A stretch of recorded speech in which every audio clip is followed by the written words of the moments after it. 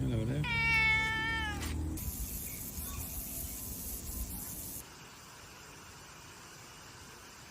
Yes people, how we all doing?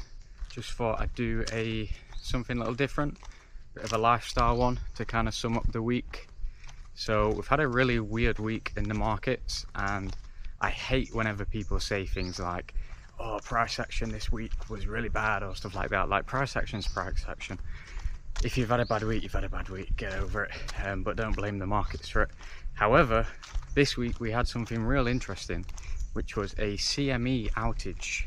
So the CME is a Chicago Mercantile Exchange or something like that, I can't remember off the top of my head.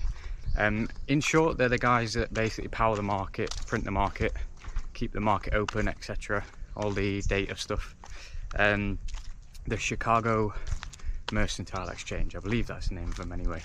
You can Google it rather than going off the top of my head. But yeah, they had an outage and they had to close the stock market for a short period of time because their data centers. But yeah, basically they had an outage, so their data centers got too hot, and I don't know how you'd solve a problem like that. Maybe turn it off and on again, put it in a bag of rice, something like that. But they closed the markets for a short period of time, and then even after they opened, spreads were all over the place because the brokers couldn't really fill orders as reliable as usual, and there was a gap close and a gap open midweek, which is super weird. But yeah, really odd week in the market, so that's kind of what we were dealing with. It was a smart thing not to trade Thursday and Friday, just because of them conditions where it's a bit more unreliable. You know, when you have price action, you want a reliable price action. That's kind of why we trade the sessions and not trade in between sessions or out of session hours, stuff like that. But yeah, really odd week in the markets. Nevertheless, we still conquered it. We still traded on the high voltage system. We had 20 trades, 17 wins, 3 losses. So an 85% win streak, 85% win rate this week.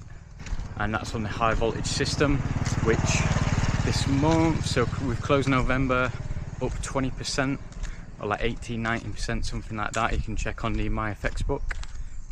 And then with the plug and play system, we had some nice trades on, I believe it was Aussie dollar and Euro JPY. So when I get back home, I'll do a little review, little breakdown for you, so you can see the trades that we took on Aussie dollar and Euro JPY. And then for you guys that are interested, I'll open up the desktop MT5 and we'll go through the high voltage trades that we took this week as well. It's a 1 minute AMD breakout strategy, so it scalps gold on a 1 minute, but we can load up the trades and show you how they look. And now coming into this new week, it's the 1st of December, the day that I'm filming this. So last month of 2025, high voltage this year, we're up about 92%. It did reach 100% last week, but then we took a loss to end Friday, so we're back down to 92% year to date on high voltage. But we've got a last month left. I'll probably trade like 2 weeks of this month and then close up for Christmas. Mid-December the markets usually just go a bit quiet, and when there's less volume in the markets, spreads are higher, conditions aren't as good to trade in, and it's just genuinely better to sit it out.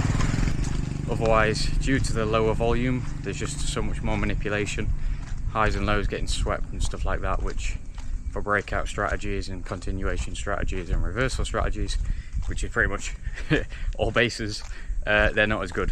So yeah, I'll trade a couple of weeks in December and then we'll call it a year basically, and then back at it next year. So stick with me for the next couple of weeks and let's see what we can do in the markets, and I'll make sure to break down as much as I can, show you guys exactly how I trade and the trades that I'm actually taking myself, be fully transparent and show you what we do in the markets. So I've just found the most beautiful spot near where I'm staying in Katu. I asked one of the guys here that's been here for a couple of decades at Muay Thai, and he basically recommended to go running around the reservoir, but with my fucked up ankle from the bike crash, can't really do any running right now, so I'm just going to walk around the perimeter of it. But it's a nice huge reservoir. We have quite a few of these back in England where I'm from, up in Yorkshire. Some nice reservoirs to walk around, so it's feeling a lot like home, apart from all the fucking exotic bugs that I'm gonna have to deal with. And I'm here short sleeves and shorts on, so yeah. But yeah, this is a really nice spot to go running around. Shame I've only just found it, really. I'm only here for another couple of weeks. Been here for a year, and it feels like it's rained more than it has been sunny. I've been sold a dream with Thailand. No, it's been a really long wet season, and then the start of dry season's even just been raining as well. But looks like the sun's finally out again, so we can start enjoying the outside a bit more, get outside, do some day in the life vlogs and stuff like that. So I'm just going to walk around this reservoir, get my steps in. Would do a run, but the ankle is fucked, so just getting the steps in for now. And yeah, beautiful spot. So about a week ago, I bumped into someone that I've made friends with at a fruit market. He does a lot of YouTube. You'll definitely know who he is. Does a lot of YouTube, TikTok stuff, traveling around the world, doing funny stuff, living his life. So yeah, going to take some inspiration from him, get some advice about this whole lifestyle vlogging stuff, because everyone's always telling me I should do it. I've got a good lifestyle, why not show it off, show people the reality of trading. It doesn't have to be fucking in Dubai in supercars and fucking lying, selling dreams, stuff like that. So I'm just living a nice humble life in Thailand at the moment. Got my motorbike, got my Muay Thai, got nice food, got my charts. So yeah, let's do some more day in the life stuff, just getting about, living the life of freedom, beaches, fighting, walking, trading, all that good stuff. I'm not really in the gym that much as I used to be anymore. I'm more into my Muay Thai now, like I used to be. I used to fight when I was 15, 16, 17, and then gave that up for uni. Got into the gym a little bit, but then kind of dropped both. So yeah, let's show you a bit more about the lifestyle. Alright then, check out this beautiful spot that I just found. So there was a little clearing in the top of the walkway like that, so I just thought, you know what, let me come down here and check this out. I don't know if the camera will actually do it justice, but this is absolutely beautiful. Kind of reminding me of like the Lake District vibes. Like you go to the Lake District, get some clearings, and obviously it's a district full of lakes. But here we've got a beautiful view in Phuket at the reservoir. Yeah, I don't know if the camera is doing this justice, but this is magnificent. I can imagine a lot of fishermen come here, cast their rod out in that, catch some nice fish. But there's some big fish in there, like. But yeah, try not get bit by some snakes and spiders while I'm coming up this path, because this is looking a bit more jungly now. It's not like the forest that you get back home, where you know you might have a fox or something. This is full of fucking dangerous animals that I'm trying not to get bit by as I'm recovering this ankle, go from one injury to another. Already racking up the fucking hospital bill. But yeah, so I had my bike crash. That was interesting. Been driving a bike for about a year and a half, no problems at all. And then what happened was I thought I'd save money. So I'm a big advocate for saving money necessarily, where you know you can just buy something else that's the same thing for cheaper. Why not? Why wouldn't you? You know, I learned the hard way that motorbikes is not really one that you can afford to save money on if you're sacrificing quality. But basically, where I'm living, there's a guy that's got a motorbike rental shop like right by the condo, and there's another 2 condos in the area as well. So I just felt like, you know, he's got a really good spot, prime real estate for a motorbike rental shop. I thought if I was him, I'd charge higher prices, you know, supply and demand. But as the consumer, the buyer of these bikes, I'm thinking I'm getting ripped off.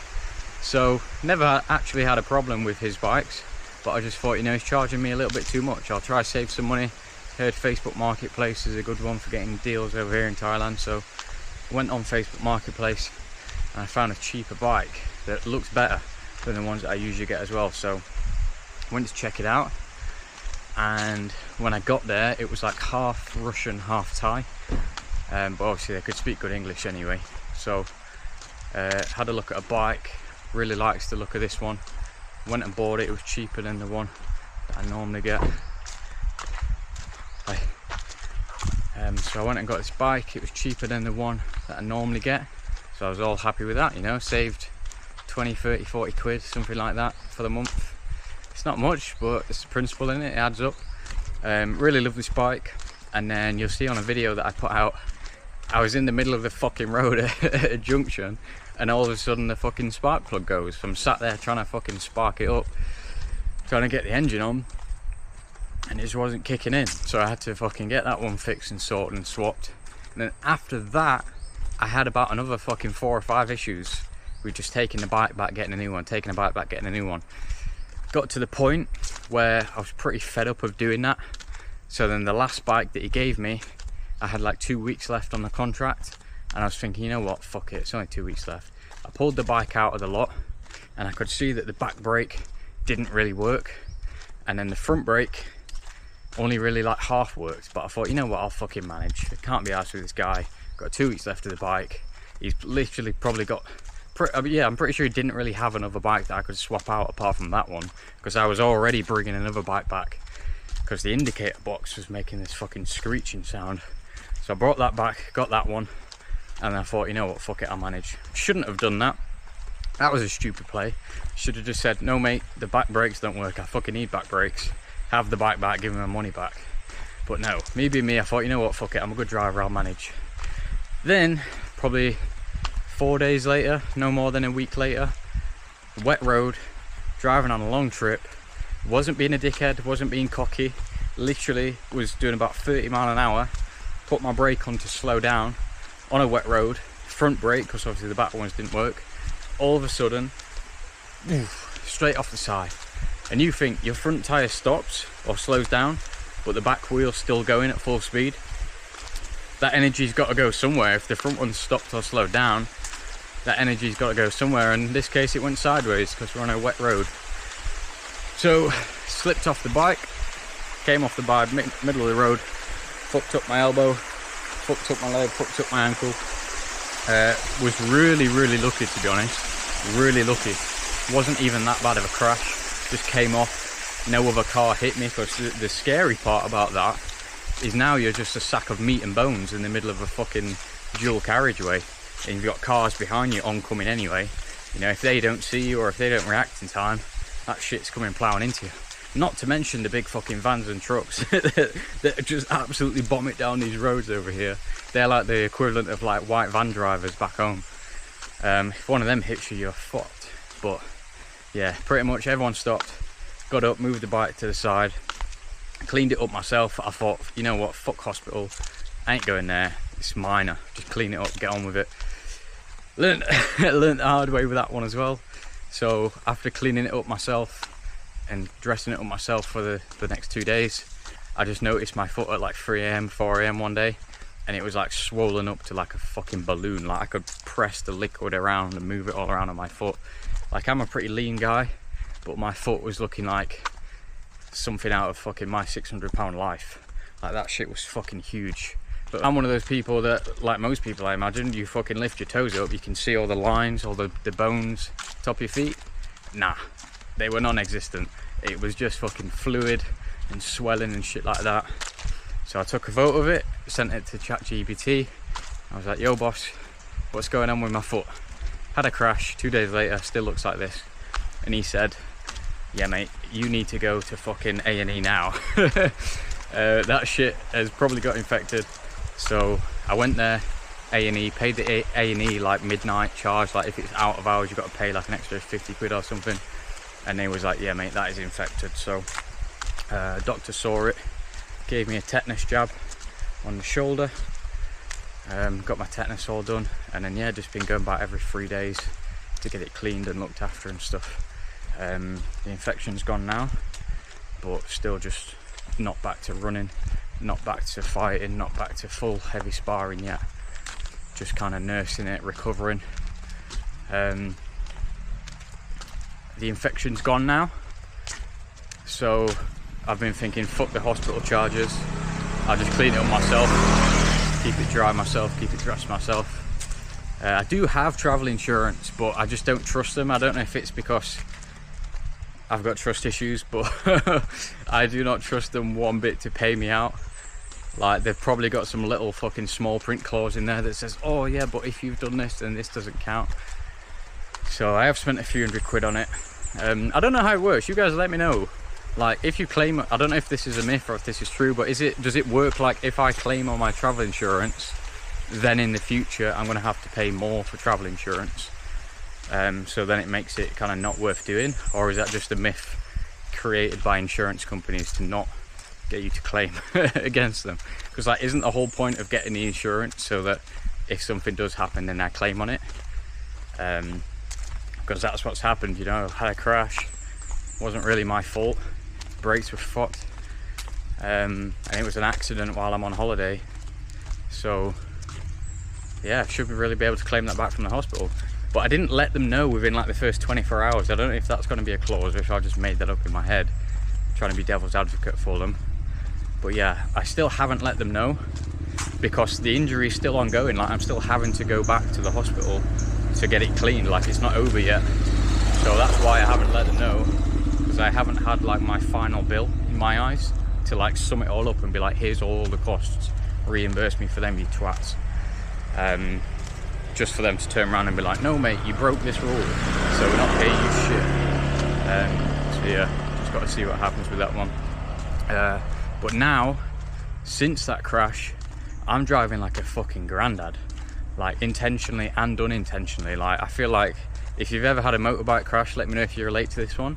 But I feel like after you've had your first crash, you just get fucking demoted back to like level 0, like beginner, rank 1. Like, I'm taking corners stiff as fuck. I feel like I can't lean over with it.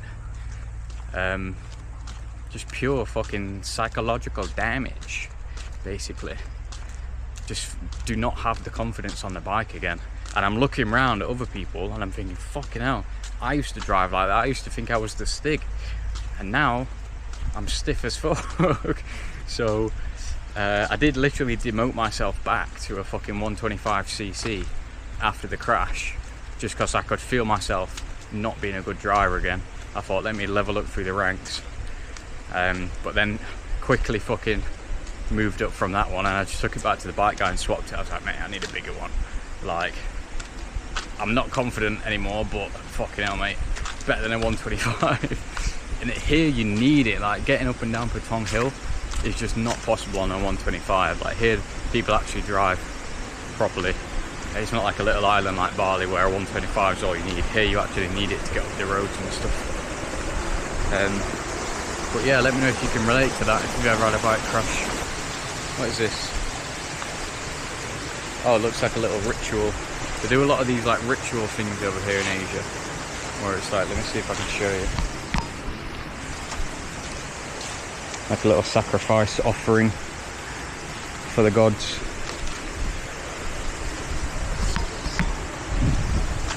Got one of them up here on the walk. Things to do in Phuket. Kind of not done them, I'll be honest with you. I've just been focused on working and fucking building up this business, this empire, this trading grind that we're 8 years in on. So I've not really done the things in Phuket that you would be like, oh, things to do in Phuket.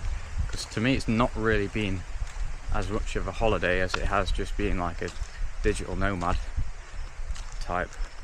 And there is a big difference with that. Like, when I'm traveling around place to place, like, I'm going there for like a month, 2 months, 3 months, making it a base and just like grinding it out, like working there while enjoying the life. But I'm not really going out fucking washing elephants and doing these island trips and stuff, which I probably should.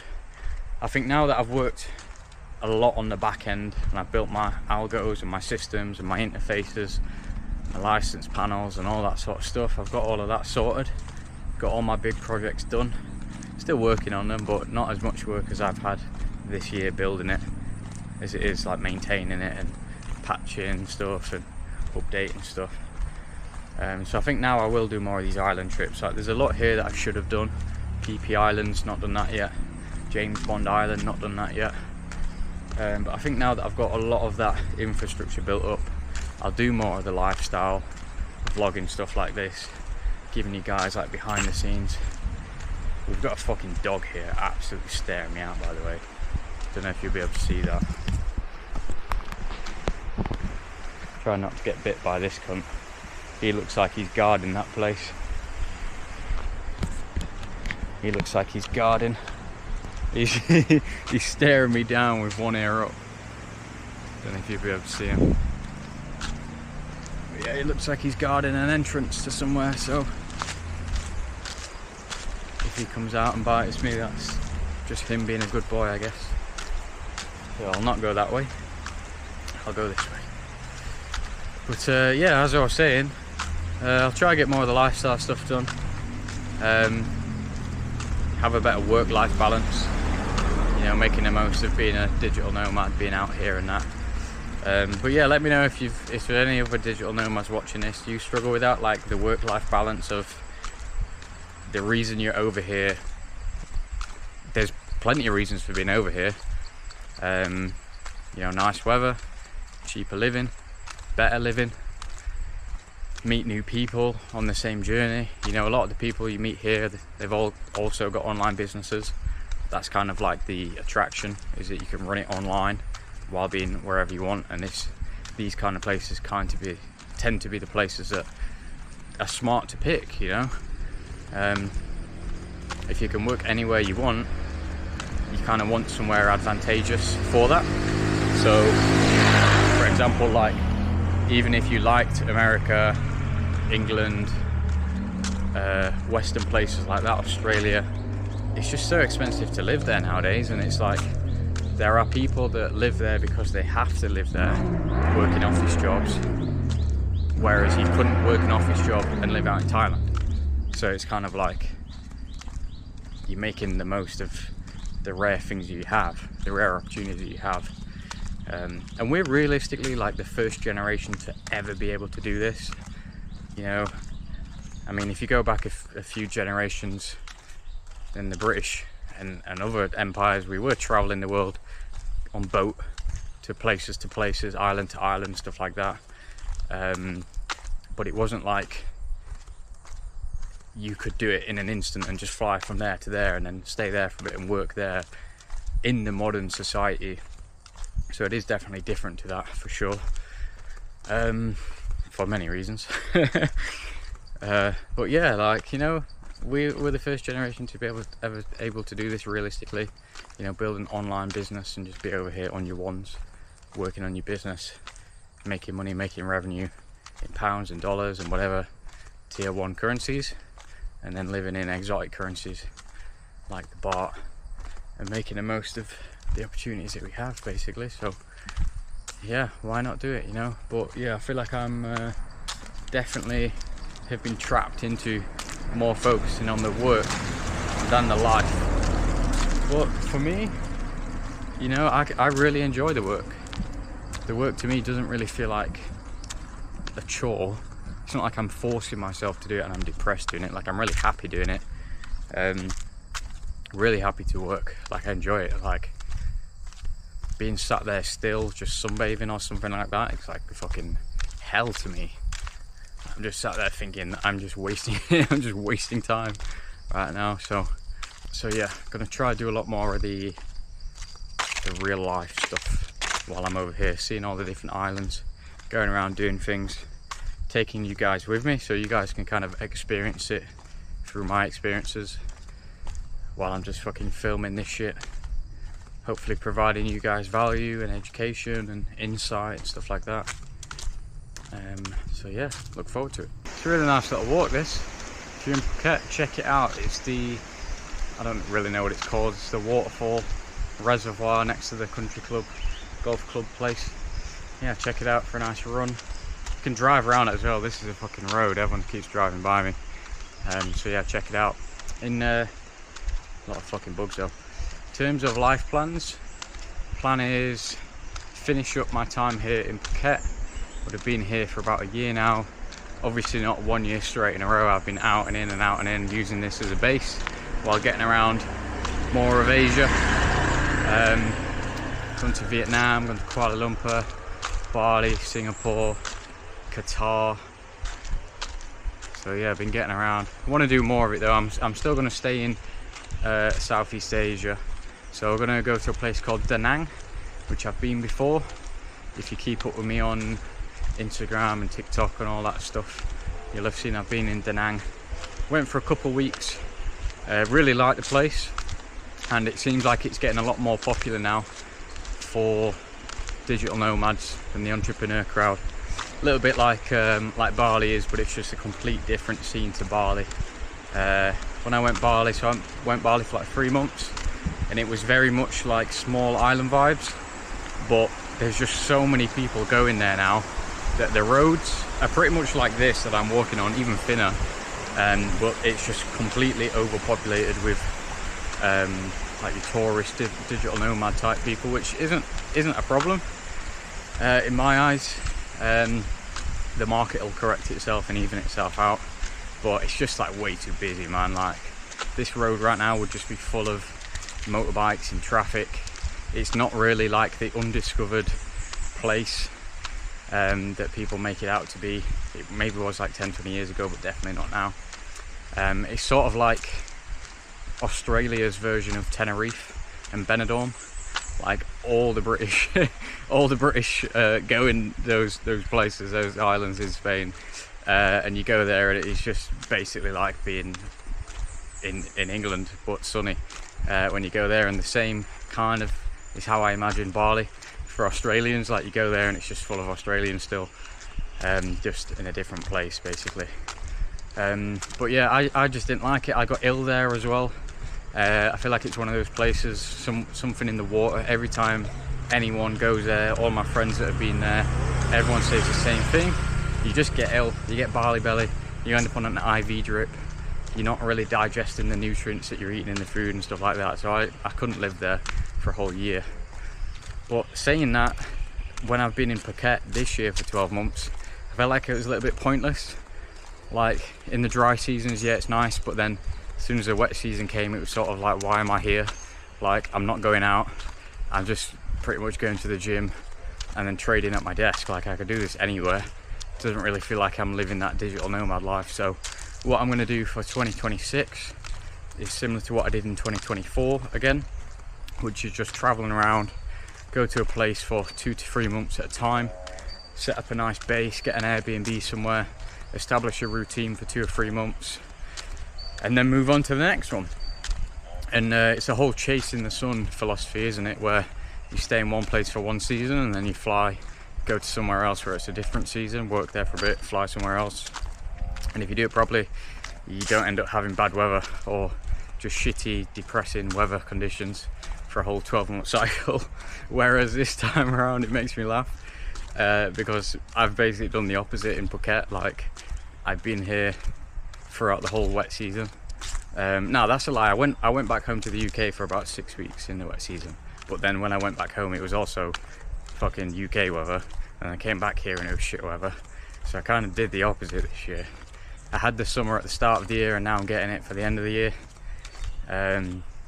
But I did be here for like months when it was wet, which kind of felt pointless. So yeah, gonna go over to Da Nang next, stay there. I think when I had a look, it's dry now, or it's getting dry in January, should I say, and then it'll be dry up until September, I believe. But that might just be like a ChatGPT mistake. But yeah, I'm pretty sure they have decent weather most of the year, apart from their like wet and cooler seasons. But I think their cooler season is still like 23 degrees, so it's like UK summer basically. But when I went there last time, it was just way too hot. Like that was when I was cracking open the UV umbrellas, because it was like 36-40 degrees. Like, you stepped outside in that, and for me, I've got fucking pale skin, ginger beard, blonde hair, so I don't do that well with the sun. So I stepped out, it was like 36-40 degrees. I had to crack one of the fucking UV umbrellas open, couldn't do it. So it just wasn't enjoyable. So I feel like I'd probably enjoy the 23 degree Vietnam, and then also the high 20s, 30s, mid 30s. But as soon as it's pushing near 40, it's just not for me. so maybe I'll leave them. And it's the same as when people are living in Dubai. You don't actually live there the whole 12 months. The seasons just gets way too much for you, like the extreme heat in Dubai when it's hot. I mean, the AC inside is all well and good, so it was the same as when I went to Qatar in the heat as well. It was like 40 plus. My phone was getting the too hot message, and it wasn't just like a warning saying your phone's getting hot, like warning. It was like your phone is too hot, like you cannot go on this right now. And it was just a screen, a black screen saying your phone's too hot and you couldn't use it. So not really the most ideal for working on the go, traveling around and stuff. So yeah, hopefully Da Nang doesn't get that hot. Not really pushing high 40s like the Middle East is, but still nice temperatures for a skinny white kid like me. But yeah, the prices in Da Nang look really good. It's about half the price of what I've been paying here in Phuket. I kind of feel like I should have shopped around a little bit more, but did a decent bit of shopping last hot season, and I landed on my condo, which I'm currently paying 25k baht for a month. That with bills works out to be about 680 quid for a 2-bed. Obviously we've got the 1-bedroom, but then the other bedroom I use as an office, which is nice. Got a nice desk set up and everything in there. Spare bedroom. Not really something that you get in the Airbnb life, but the ones that I've seen in Da Nang look really good, to be honest. I've had a good bit of Airbnb shortlisting. I was going to say shopping, but it's more shortlisting, isn't it? Trying to find some nice spots to base in for a few months in Da Nang. Probably won't stay in the same spot for the whole time. I'll probably move around a bit, maybe 1 month in one month in another. Keep moving like that. I think you get 90 days per arrival in Vietnam if you apply for the e-visa extension online first. So probably be there 3 months at a time. Do that twice, so 6 months total, and then move on somewhere else once the weather turns a bit. But yeah, really looking forward to it. So that'll be the move in January. For now, I'm going to be in Phuket. But yeah, really got back into my Muay Thai at the moment. I'm training 3 hours a day, 5-6 days a week.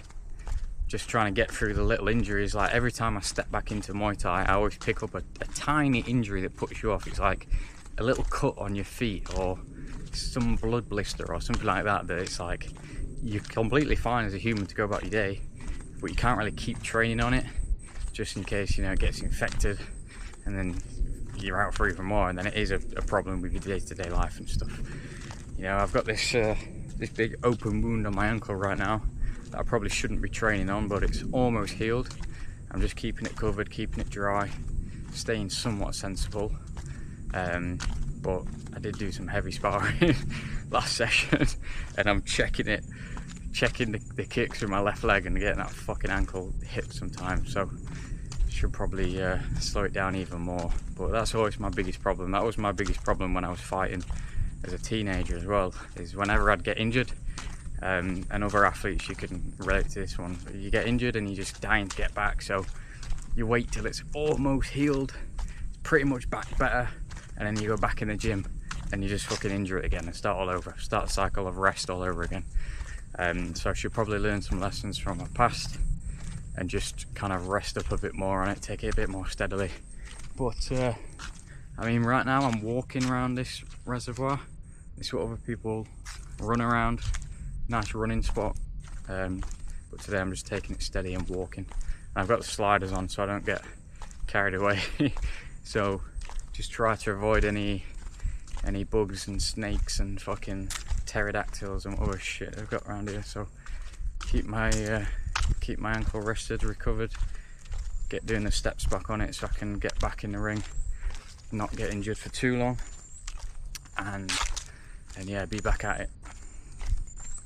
I'm really wanting to get a fight in before I leave here, but I leave in 2 weeks, and the only thing really stopping me is these little injuries and fitness. But you know, as long as I knock the guy out in the first round, don't need to be fit enough for the full for the full 3 or 5 anyway. Nah, like my head is telling me I probably shouldn't book in a fight. because then I'm gonna have to train hard, and if I'm training hard, I'm not really resting this ankle. But the other part of me says, how the fuck are you gonna have lived in Thailand for a year and not had a fucking Muay Thai fight, you know? So there is that. So we'll see which one wins, if I end up booking in a fight or not. But you know, I've had fights before. If you type in Callum Hurst MMA on YouTube, you'll see the fight that I had when I was 17, amateur MMA, 1-0. But back then I wasn't really old enough to fight. Back then the rules were a lot different. They've changed a lot in the past 8 years. So back then you weren't really supposed to even fight MMA without shin guards and with head kicks and stuff like that until you were 18. But then when I was 17 they started allowing it, so that's how I got my fight. And otherwise I would have had a lot more fights before then. But I just had to stick to interclubs, a thing called interclubs, which is like heavy sparring days out. Well, heavy sparring on paper, but you'd go there and it would just be a full-on scrap. Like, you would go there and put your all into it, try to knock the kid out. But it was like a way that under 18s could go and actually have fights. And also, even if you're over 18, you could go there and have fights for like practice. Like, not really heavy sparring, like it was more than heavy sparring, but it was a way that you could go and get that without it going on your record. So let's say you think you're not good enough to fight yet, you would just go there to an interclub, have a fight with someone, get your experience up. Sort of like a friendly kind of thing. Like you'd have a friendly in football that wouldn't class in the league. That's sort of what the interclubs were like. So I did a load of those when I was 15, 16, 17.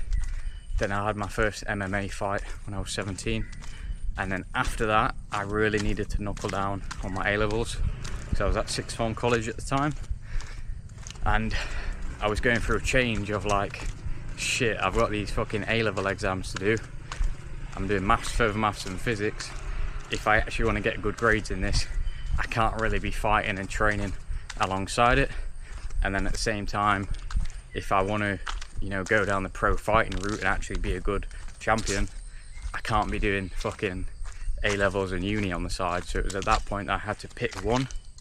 It was, do I go and get my degree in engineering, or do I take the chance and be a full-time professional fighter? And for me, you know, I decided that the degree was the more fitting life option. Like, I was in a very rare situation that I've got a smart head on my shoulders, coming from working class background, to be able to have the opportunity to get fucking A stars in maths, A stars in further maths, and fucking A in physics at A level, which I was good, by the way. I wanted an A star in that as well. But to have the opportunity to do that from my position was more unique than the ability to be a pro fighter where I came from. So I thought, I've got to look at that for its value and go down the route of getting a degree. As well as just fighting as a career is super risky. Like, you know, the guys that I was training with, like 30, 40-year-old guys, ex-fighters, like they'd have to pull over the car to fucking pop their knee back in place and then carry on driving. Like, yeah. So it's kind of a career that stops when you're like 30, mid-30s anyway. And then even after that, if you're lucky to not have brain damage or permanent damage to your body and mind, you don't really have much of a lifestyle option after that, apart from being a coach or commentator if you're lucky or something like that. So I thought, yeah, let's go down the degree route. In terms of lifetime longevity, I had the better chance of success with it. But now I'm really looking forward to using that fighting experience that I had before then and get back into it more of like a hobby. You know, I'm not trying to be some fucking UFC or 1FC champion with it. I'm 25 now and I'm only just getting back into it. Yeah, I've got 2 or 3 years past experience with fights, but you know, I'm not trying to go for the fucking belt or anything. I'm just more doing it as a hobby. Get some fights in on like a small time, either amateur or small time pro career, see where I can go with it while I'm just, you know, living the life trading.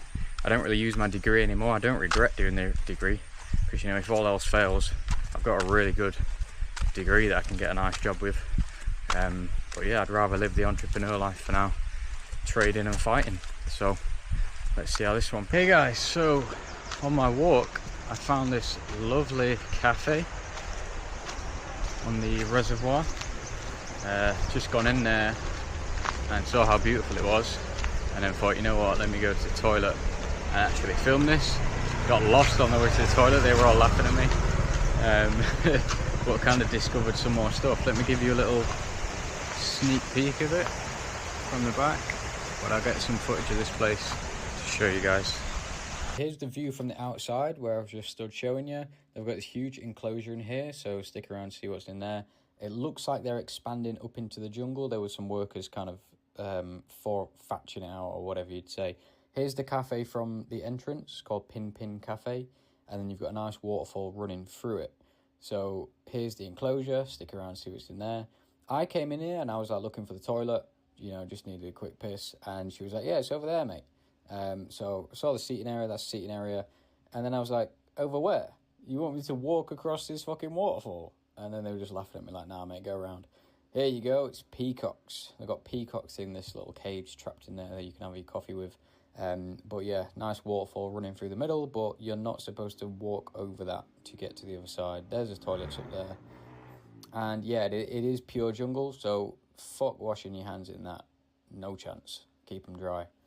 So, oh, I'm upside down. Hold on, I'm upside down. Hey, there we go. So, turns out I left my wallet in the bike.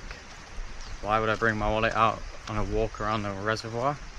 But then yeah, of course a cafe like that is cash only, so I couldn't even just like buy an iced latte and sit there and show you the place. So just took some videos of the place, and I'll come back another time and buy a drink from there because it looked really nice. But to be honest, probably for the best that I don't, while I'm in fucking shorts and t-shirt and the sun's out, because it's around all the like swampy rivers that you get all the dangerous mosquitoes that carry the dengue fever.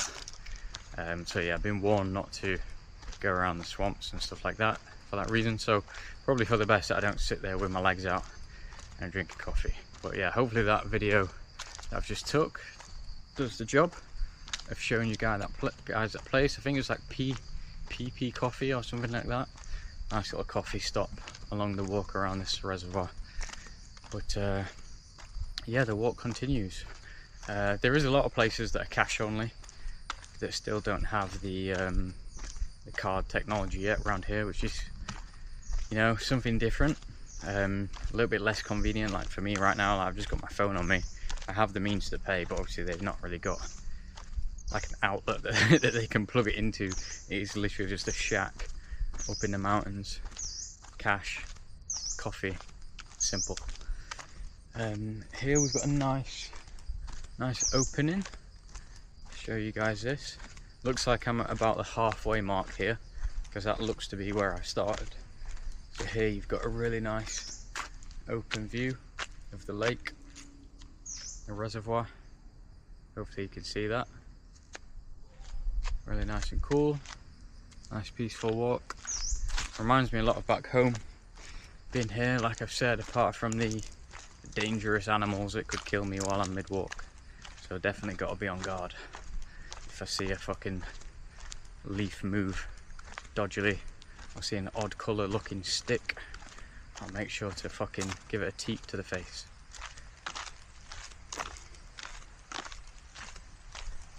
Mind you, that butterfly is looking a bit too yellow for my liking. Give you guys another nice view, just in case the last one didn't do it justice. May have the sun shining on it now in this shot. But yeah, this is the lake, the reservoir in the middle of Phuket. And if I walk further on into it, it is pure jungle. I've got a friend I met over here. Know him from back home in England, but he's over here. He's got a villa out in Bang Tao. And he was saying something about hashing. Call it hashing, I think that's what he said. Where you basically get a group of you and you go just marching through the jungle. Like not really slow walking, not really jogging, like somewhere in between. With like tour guides with machetes and shit. You just fucking cut your way through it as fast as you can, walk through, get a sweat on, avoid all the dangerous fucking hand-sized spiders and snakes and shit. But they are there, but you just kind of walk amongst them and through them and not die, basically. Speaking of, we have 2 wild dogs that I'm coming up to. It looks like someone owns them. Kind of. Like, they are wild, but they kind of have chosen an owner to guard their property in exchange for food. And he's looking right at me. So we'll see how this one goes. See if I can swivel the camera around. That guy there, he's one good boy. And we've got the other one up here. Oh, he's looking friendly. This guy I'm walking towards. See if he's gonna give me some or not. I think he might just be happy. Got his mouth open, panting. Yep, happy doggo. It's always a 50-50 with them. These two look like a happy bunch, well looked after. Some of the ones are fucking scary though. Like, they've got like fucking battle scars. Coming like fucking Scar from Lion King, literally. Like, you see them, they've got like a scar running through their eye. They've been out in some fucking street beef. Oh, and they're following me. They're coming this way. So yeah, hopefully they're friendly ones. Otherwise, I'm in for a fucking scrap.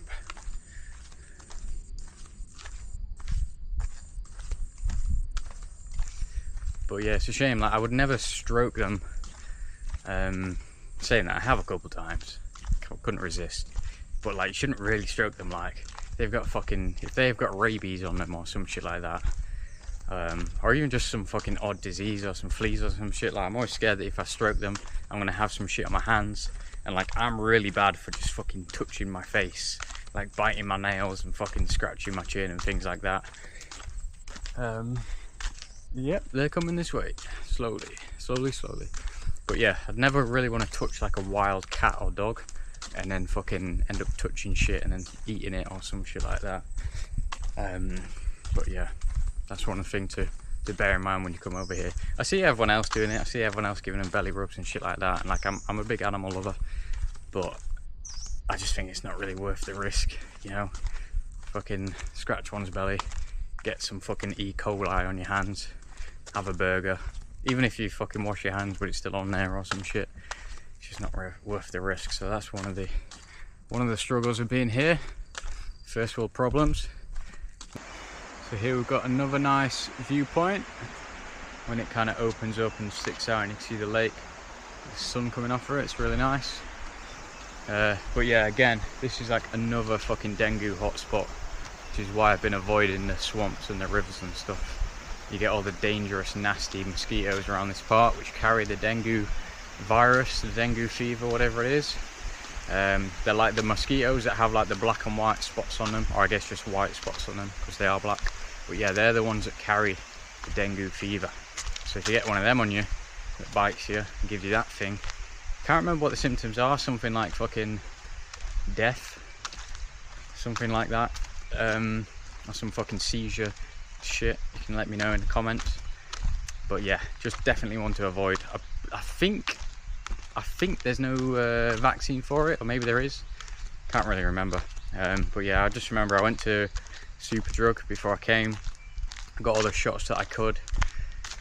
I think they were sold out of like the Japanese enchilada and the rabies, so I didn't get those. Can't remember, it's quite a long time ago now. Can't remember if there was one for dengue or not. I think there wasn't, and that's why I was told to stay away from places like this. But come on, like, how can you stay away from this? It's fucking beautiful. It's a nice walk, nice run, nice walking route. So checking it out, trying to survive, try not to get dengue, avoid death.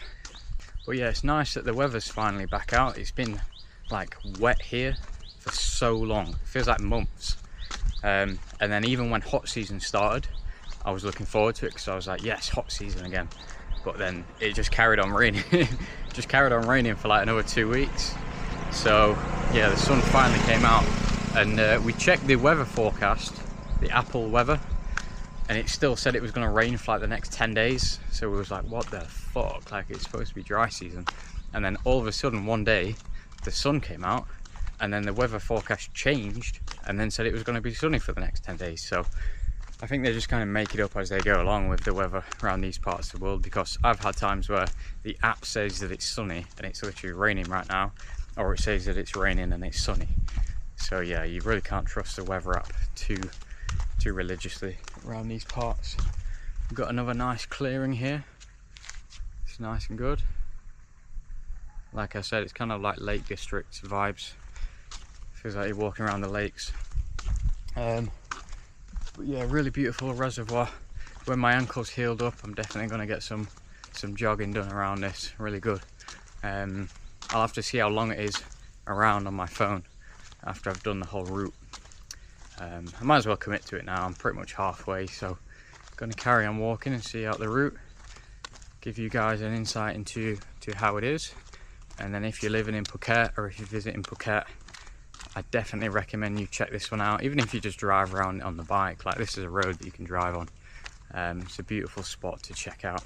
See, like when you're back home on a walk, you'd see a cool opening like this and think, yeah, I'll walk in there and check it out. But here, that is definitely not the thing to do. Like, you know, some fucking spider, some snake, some fucking exotic gecko looking thing could fucking pop out, have a few too many yellow or red stripes on it, and absolutely fuck you up. So I am kind of intrigued to see what's down there, but you know, in the fucking shorts with sliders and my feet out, it's definitely not the move to do. So that's as far as I'll go, and I'll continue on the safe path. You know, risk versus reward. The reward would be get to see a nice view, and the risk would be life. So that's definitely too low quality of a setup for me to take. But yeah, nearly on the end of this walk now. Nearly at the start. It's that one big loop. But yeah, I was thinking like December, now that we're 1st of December, now is a good time for reflection, to, you know, analyze and journal your year, what you did right, what you did wrong. Are you better than you were this time last year, in a sense of like financially, emotionally, spiritually, mentally, physically, every realm that you can measure and analyze. So yeah, it's like a good time to reflect and kind of slow things down a little bit. Sort of like if you have the Sunday at the end of the week, you know, December's the last month. It's a good principle for life. It's to work always, and then the final step, stop and analyze and review and conclude what went well, what went wrong, and how you can improve it next time around. So in terms of me this year, started the year off here in Phuket. It's been here for most of the year. Obviously dipped out and done a few trips. Went to Vietnam for a while, then went to Qatar, and then we went back home to England for a few weeks. Kuala Lumpur for a little bit as well. I think that's it. So I've had a fair few trips, but when I went to Vietnam I did it for quite a while. Travelled around a few different cities, different parts of it, see where I'd enjoyed the most, and that's what made me pick Da Nang, because that was my favourite place in terms of like a base to be. So I've already been there for a couple of weeks before, but now, yeah, I think that's going to be my base for 2026. So you guys will be seeing a lot of that. In terms of why I picked it, it's a kind of good blend of like city and beach. So if you go to places like Dubai, Qatar, and you get a lot in Australia, but it's not really a thing that you get in these like Southeast Asian islands. Neither is it back home in England, where you'll have like the city infrastructure but like right next to the beach.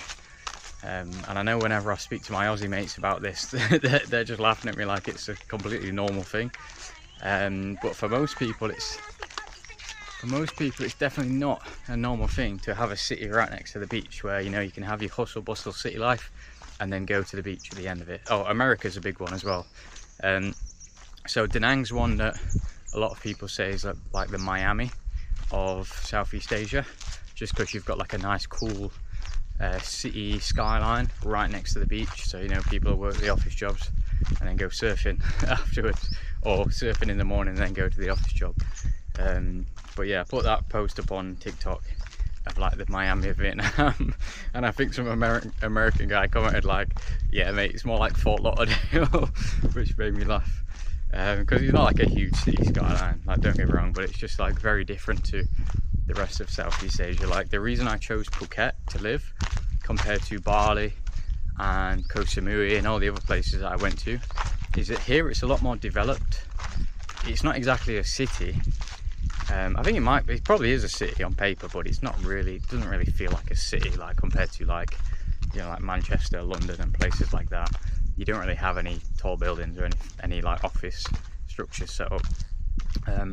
But you have like malls, you have nice gyms, you have like a lot of urban development, hospitals, etc., stuff like that, which Koh Samui and Bali like wasn't really built up enough for that. It was a lot more remote, so it was nice as like a retreat, but in terms of in terms of like a place to base for like 6 to 12 months, it was just not really good enough for that. So that's why I picked Phuket. But then when I've gone to Da Nang, it was even better, even more built up. I think they were colonized by the French. You see a lot of that like old like French, a lot of like European architecture over there basically. So like a lot of like concrete buildings and stuff like that. And then obviously they're getting their independence and turned it back into a more natural Vietnam. But yeah, a good mix of like the city and the beach life. That's what makes it stand out to me. So really looking forward to getting myself over there. Right, so it looks like I've finished the loop. I'm out of the forest anyway. I'm back at the entrance where you can see this nice reservoir in all of its beauty. Just back on the main road now where I parked.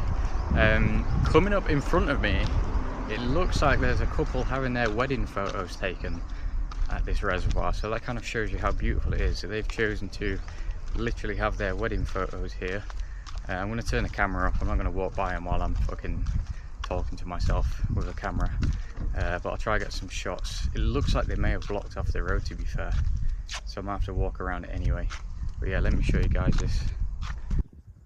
So there they are. Looks like a wedding shoot. And this is the background that they're going for. Kind of emphasizes how beautiful it is. I don't know if the camera will pick it up. Things never normally look as good on camera. But this is, yeah, stunning. Like I said, it's like the Lake District, kind of feels like. So yeah, they were having their wedding photos done, so kind of wanted to let them have their moment. I didn't really want to just walk across that whole strip holding this fucking GoPro. So I've had a look on the map and there's this side road that I can just walk around instead. But I saw a fucking wild dog just like going like there. So hopefully that thing doesn't jump out on me. This one didn't look as friendly as the two white ones earlier. Looks a little bit more scrappy. So see if I've got to teach that one or not, if it hops out. But yeah, should be safe. We're on the last stretch now. Unexpected last turn at the last bit, but yeah, I get to explore more of this, I guess. Oh yeah, it looks like a Western couple actually. Not too sure. But yeah, they're having some wedding photos and stuff done. I don't know if you'll be able to see them in the back at all there, but I can see them here. So yeah, congratulations to you guys if you're watching this. So I've done the polite thing and I didn't disrupt those people's wedding shoot, and I've gone the long way around and it's taken me up this fucking hill. Nice little hill to do some hill sprints on, to be honest. Definitely making me do a few hundred more steps, getting some more cardio in, so I ain't moaning. But yeah, a little bit out of breath if I'm honest. But yeah, nice little hill sprint road. I might have to come back here. Got a few pigeons flying off. But yeah, almost done on the walk. I don't know if you'll kind of see the view as good as I see it from here. But yeah, it's been a nice little trek. I'll definitely come back here, do some more walks around here, and when the ankle's fully healed, jog around it.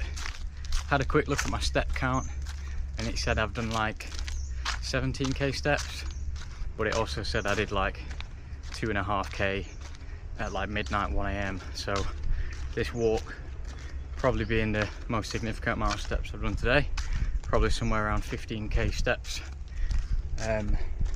With this extra long way around that I've gone, see if you can see that, maybe not, probably added on maybe another 1,000 by the time I get back to my bike. But yeah, really nice here now that the sun's coming back out. Beautiful place, beautiful to actually see the nature as well, compared to it just being like, I don't know, urbanization, I guess. I was going to say compared to it just being beaches, but beaches are nature as well. It's just full of people trying to fucking flog you a jet ski or a paraglide or some form of tourist activity. But yeah, really nice to be out in the hills, in the mountains, in the trees and that. See some more of the natural life. Have they done with their wedding shots? No, they're still over there getting their wedding shots in, bless them. Congratulations. But yeah, now I'm back at the bike. So let's get back to the condo and then get back to the charts.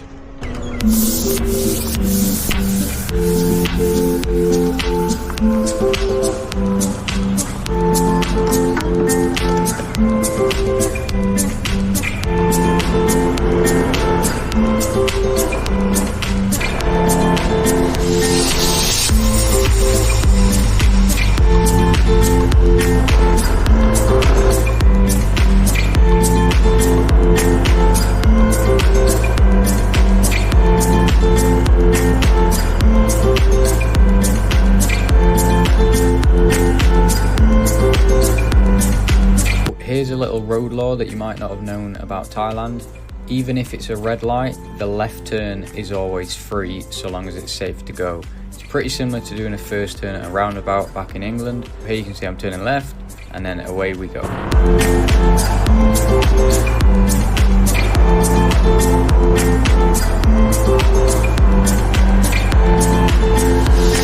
Now here's another Thailand tip and trick for you when you're on the road, and this is what I call the double left turn glitch. So since it's always okay to turn left even if the light is red, most of the time if you're stuck at a long red light, what you can do instead is turn left, do a U-turn and then do another left at the end. So I'll show you what I do here.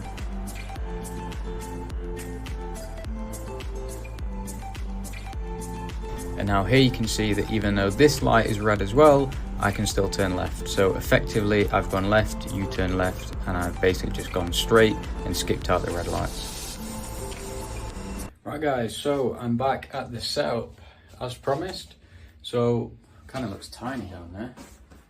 It's not like my rib height, but it looks tiny for some reason. So yeah, this is my little office room. Got a nice computer setup, you can see. So time to show you guys what happened on the charts this week.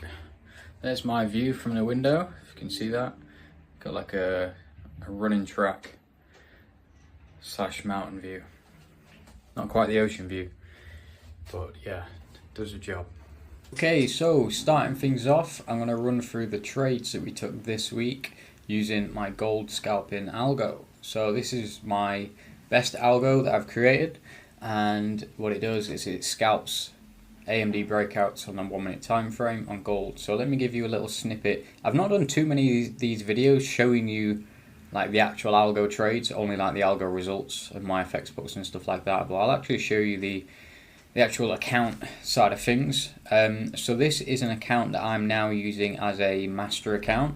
I keep it at about 1250 GBP thereabouts, and I run it with a 30% max drawdown setting. The reason I do that is because that kind of works out as like $5K with 10% max drawdown. So when it comes to gearing, it makes things a lot easier logistically. But it also means that with a £500 account and a 150% welcome bonus, you would then have a 1.25K account. So this is like an entry level account size running 30% max drawdown. So what I'm going to do is I'll go on to this week's results. So we're currently 24th of November to the end of the week. Bosh, just like that. So we did about $69 on a £68.88, 5.5% this week with a 30% max drawdown setting, so like medium risk. So I'll show you what these trades look like. Let me move this on up. And I think I just changed the sorting order there. Let me sort it by time. So yeah, you can see, I think we had about 20 trades. Let me just check. So 1, 2, 3, 16, 17, 18, 19, 20. Yeah, okay, so 20 trades, 2 losses, 18 wins. So what's 18 over 20? 90%. So we had a 90% win rate last week. The way this works is this account risks about £29 per trade, which is about 2.25% thereabouts. And the wins vary in size. So if we have a max stop loss hit, we lose about $28, $29. Obviously, because we're on a smaller account size here for the master account, that isn't going to be exact, because it's going to, you're working with 0.01 lot size increments basically. So you can't do it super exact on smaller accounts. So be aware of that, which is kind of why we don't recommend anything less than £500. It is possible, but it's not going to be as accurate as intended. But yeah, basically the TPs usually work with a trailing stop loss, so they do vary in size depending on how big the move is of that AMD breakout that I've mentioned, this strategy trades. Sometimes you get some nice big wins, like here we made like £15.80, £14.92, and this on a 1-250 account. Other wins aren't so much, so you see there it's like £1.50, like it's basically break even. So the wins are smaller than the losses, but obviously we just win way more than we lose, and that's what makes up for it with this strategy. So there isn't like a fixed RR or even a minimum RR, but we win 90% of the time, which you can see based on this case size, which just overrules the losses. Yeah, so this one we did 5.5% last week. Let me go on the charts and show you some of the trades. Here you can see day in, day out, we just fucking scalp the market. Like most days we trade. We're on the daily here, so each of these candlesticks is a day. So you can see there's some days like there, and there that we just don't trade at all. There we didn't trade. So yeah, it's not like every day that we trade, but most days we will trade. So let me hop in and show you some of these. So here you can see that was a nice short. Let me see if I can go from the 24th of November, which was this week. Okay, so this was our first trade that the algo took, and that was on the 24th. So this one made £5. This second one made $14.92. That was a bigger trade. This next one made $7.43. Nice scalp. This was a stop loss. This was a TP. This was a TP. Nice short there. Held a little bit of drawdown, but then it came back and closed for profit. And then again, scalp, TP. Bigger scalp. Nice, nice win there. I believe that was this one, the £10 one, or maybe the 15.80 one there. Another TP hit, TP hit, TP hit, TP hit, TP hit, TP hit, TP hit. So you can see this is a really clean, accurate scalping system on gold. There you go, another TP hit, another TP hit, and another one, and another one. That was a stop loss. And then here's where the market started moving all crazy. So we had this huge like gap from the CME outage this week, and then they turned it off, put it in a bag of rice, system came back on, turned it off and on again, and then the markets were magically back open. But then I basically turned the algo off and just let it rest for Friday, because with the CME outage on Thursday, you kind of didn't know what to expect for the markets, and the spreads were all over the place. So I just thought, what, let's turn it off and not trade Friday. So this week, with the 90% win rate and 5.5%, that was only trading Monday to Thursday, and then we didn't actually trade on Friday. So yeah, we had a pretty successful week, even though we only traded 80% of the days. So where does that take us? It takes us back to about the 350% mark. So this is high voltage. This is the account where we're running it with a bit more aggressive lot sizing. This one is at about 70% max drawdown, which, fun fact, is actually the same risk as if you were to buy and hold the S&P 500. Everyone thinks buying and holding the S&P is like this low risk certain thing that will make you 10% a year, but the reality of it is you're making 10% of a year on average, but you're having to hold that through market crashes. So the actual risk to return is very small of the S&P 500. You're having to hold through 70% drawdown moves, but you're only making 10% a year on average. Whereas this high voltage system, which matches the risk, 70% max drawdown, we've made 350% since we've been running this about September last year. So I think we've been running this now for like 14, 15 months. So there's 11 months, 12, 13, 14, 15, and then a week. So yeah, about 15 months we've closed out now.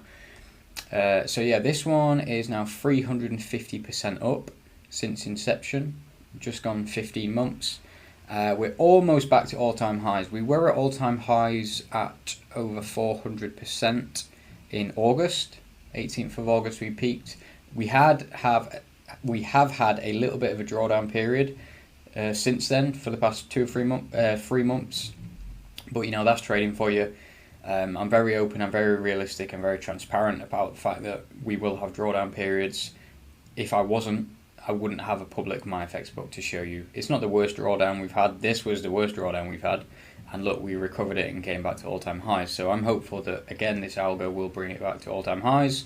And we've had a very nice month, which has kind of engulfed the past 2.5 months, just kind of waiting now for it to get back to those all-time highs. So you can see from the monthly returns that the 3 previous months, we've done just shy of minus 20%. And November just closed out at 18.66%. So we just need a couple more percent, a few more trades, and that'll be fully engulfed and we'll be back to all-time highs. Now with this system, like I said, after 15 months we're about 350% up in total. Year to date, so from January 1st to now, we're sat at plus 92%. We did hit the 100% mark earlier on in the week, but then we held a loss on Friday. So you can see the peak there and then a slight drop from that loss. We were 105% year to date there, I think, and then that one loss brought us back down. Obviously the way that MonedaFX book calculates the gain is with compounding.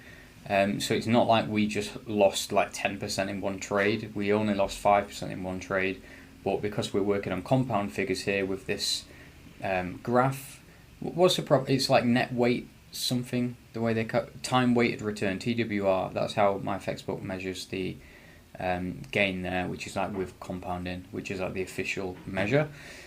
So yeah, that's where we're sat now on this MonedaFX book high voltage system. We're coming up to the 500 trades mark, so we've done 498 trades. With that, we've got an 82% win rate on average. MonedaFX book have introduced this forecast system here. So if we look at compounding for 5 years and we say we want to start with $1,000 and we'll compound at a rate of 100% a year, which is about what we've done year to date, you can see that if we did this every year for 5 years, starting with $1,000, that would work its way up to $32,000.